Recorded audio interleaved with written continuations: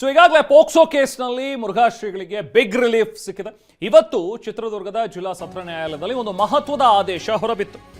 So ಅದರಂತೆ ನಿರ್ದೋಷಿ ಅನ್ನುವಂಥ ಒಂದು ತೀರ್ಪನ್ನ ಕೊಟ್ಟಿದೆ. ಅಂದ್ರೆ ಮುರುಘಾಶ್ರೀಗಳು ಈ 2 FIRಗಳ ಪೈಕಿ ಮೊದಲ ಪ್ರಕರಣದಲ್ಲಿ ನಿರ್ದೋಷಿ ಅಂತ ಕೇಸನ್ನ ಖುಲಾಸೆ ಮಾಡಲಾಗಿದೆ. ಚಿತ್ರದುರ್ಗದ ಜಿಲ್ಲಾ ನ್ಯಾಯಾಲಯ ಕೊಟ್ಟಿರುವಂತಹ ತೀರ್ಪು ಇದು. ಪೋಕ್ಸೋ ಕೇಸ್ನಲ್ಲಿ ಮುರುಘಾಶ್ರೀಗಳಿಗೆ ಬಿಗ್ ರಿಲೀಫ್ ಸಿಕ್ಕಂತಾಗಿದೆ. 2 ಕೇಸ್ಗಳ ಪೈಕಿ 2 FIRಗಳೇನು ದಾಖಲಾಗಿತ್ತು 2022ರಲ್ಲಿ. ಸುಮಾರು 3 ರಿಂದ 3.5 ವರ್ಷಗಳ ತನಕ ನಡೆದಂತಹ ಒಂದು ಸುದೀರ್ಘವಾದಂತಹ ಈ ಕಾನೂನು ಹೋರಾಟ. ಅದರಲ್ಲಿ ಒಂದು ಹಂತದಲ್ಲಿ ಈಗ ಒಂದು ಪ್ರಕರಣದಲ್ಲಿ ಈಗ ಮುರುಘಾಶ್ರೀಗಳಿಗೆ ಜಯ ಸಿಕ್ಕಿದೆ. ಅವರ ಅಭಿಮಾನಿಗಳು ಹಾಗೆ ಅವರ ಪರ ವಕಾಲತ್ತು ವಹಿಸಿದಂತಹ ವಕೀಲರು ಇವರೆಲ್ಲರೂ ಕೂಡ ಈಗ ಸಂತಸದಲ್ಲಿದ್ದರು. ಇವತ್ತು ಮಧ್ಯಾಹ್ನ 3 ಗಂಟೆ ಸುಮಾರಿಗೆ ತೀರ್ಪು ಏನು ಪ್ರಕಟವಾಯ್ತಲ್ಲ, ಸಿಂಗಲ್ ಲೈನ್ ಜಡ್ಜ್ಮೆಂಟ್, ನಿರ್ದೋಷಿ ಅಂತೇಳಿ ತೀರ್ಪನ್ನು ನೀಡಿತು ನ್ಯಾಯಾಲಯ. ಅದಾದ ನಂತರ ಇನ್ನೂ ಕೂಡ ಆದೇಶದ ಪ್ರತಿ ಸಿಕ್ಕಿಲ್ಲ. ಸೊ ಅದರಲ್ಲಿ ಯಾವ ಗ್ರೌಂಡ್ಸ್ ಆಧರಿಸಿ ಅಥವಾ ಯಾವೆಲ್ಲ ಅಂಶಗಳು ಪೂರಕವಾಗಿವೆ ಈಗ ಈ ಕೇಸ್ ಖುಲಾಸೆ ಆಗೋದಕ್ಕೆ ಅನ್ನುವಂಥದ್ದು ಇನ್ನಷ್ಟೇ ಗೊತ್ತಾಗಬೇಕಿದೆ. ಒಟ್ಟಿನಲ್ಲಿ ಅವರ ಬೆಂಬಲಿಗರಲ್ಲಿ ಅವರ ಅನುಯಾಯಿಗಳಲ್ಲಿ ಸಂತಸ ಇವತ್ತು ಮನೆ ಮಾಡಿದೆ. ಸೊ ಪೋಕ್ಸೋ ಕೇಸ್ನಲ್ಲಿ ಬಿಗ್ ರಿಲೀಫ್ ಸಿಕ್ಕಿದೆ. ಮುರುಘಾಶ್ರೀಗಳು ಇದಕ್ಕೆ ಮಾತಾಡಿದ್ದಾರೆ. ಫಸ್ಟ್ ರಿಯಾಕ್ಷನ್ ಸಿಕ್ಕಿದೆ.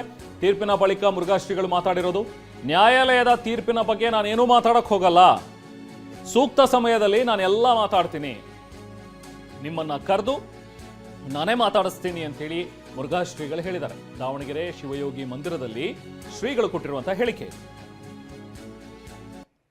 ಎಲ್ಲರಿಗೂ ಸಂವಿಧಾನದ ಶುಭಾಶಯಗಳು, ಸಂವಿಧಾನದ ದಿನದ ಶುಭಾಶಯಗಳು. ನಾವುಗಳು ಇನ್ನೂ ಒಂದಷ್ಟು ಮೌನವನ್ನು ಕಾಪಾಡ್ಕೋಬೇಕಾಗಿದೆ. ಮಾತನಾಡುವಂಥ ಒಂದು ಸಂದರ್ಭ ಕಡಿಮೆ ಇದೆ. ನಿಮ್ಮೆಲ್ಲರಿಗೆ ಅಧಿಕೃತವಾಗಿ ಕರೆದುಬಿಟ್ಟು ಪತ್ರಿಕಾಗೋಷ್ಠಿಯನ್ನು, ಮಾಧ್ಯಮಗೋಷ್ಠಿಯನ್ನು ಕರೆದು ವಿಚಾರಗಳನ್ನು ನಿಮ್ಮ ಜೊತೆಯಲ್ಲಿ ಹಂಚ್ಕೋಬೇಕು ಅಂತ ಮಾಡಿದ್ವಿ. ಹಾಗಾಗಿ ನಿಮ್ಮನ್ನೆಲ್ಲ ನಾವು ಇಲ್ಲಿಗೆ ಬರಮಾಡ್ಕೊತೀವಿ. ಅವತ್ತು ನಿಮಗೆಲ್ಲ ನಾವು ಸುದ್ದಿಯನ್ನು ಕೊಡ್ತೀವಿ. ಇವತ್ತಿಗೆ ಇಷ್ಟು ಸಾಕು. ನೋ ಕಾಮೆಂಟ್ಸಿಗೆ ಏನು ಹೇಳೋದಿಲ್ಲ. ಎಲ್ಲರಿಗೂ ಸಂವಿಧಾನದ ಶುಭಾಶಯಗಳು, ಸಂವಿಧಾನದ ದಿನದ ಶುಭಾಶಯಗಳು. ನಾವುಗಳು ಇನ್ನೂ ಒಂದಷ್ಟು ಮೌನವನ್ನು ಕಾಪಾಡ್ಕೋಬೇಕಾಗಿದೆ.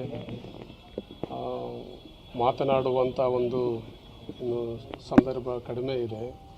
ನಿಮ್ಮೆಲ್ಲರಿಗೆ ಅಧಿಕೃತವಾಗಿ ಕರೆದುಬಿಟ್ಟು ಪತ್ರಿಕಾಗೋಷ್ಠಿಯನ್ನು, ಮಾಧ್ಯಮಗೋಷ್ಠಿಯನ್ನು ಕರೆದು ವಿಚಾರಗಳನ್ನು ನಿಮ್ಮ ಜೊತೆಯಲ್ಲಿ ಹಂಚ್ಕೋಬೇಕು ಅಂತ ಮಾಡಿದ್ವಿ. ಹಾಗಾಗಿ ನಿಮ್ಮನ್ನೆಲ್ಲ ನಾವು ಇಲ್ಲಿಗೆ ಬರಮಾಡ್ಕೊತೀವಿ. ಅವತ್ತು ನಿಮಗೆಲ್ಲ ನಾವು ಸುದ್ದಿಯನ್ನು ಕೊಡ್ತೀವಿ.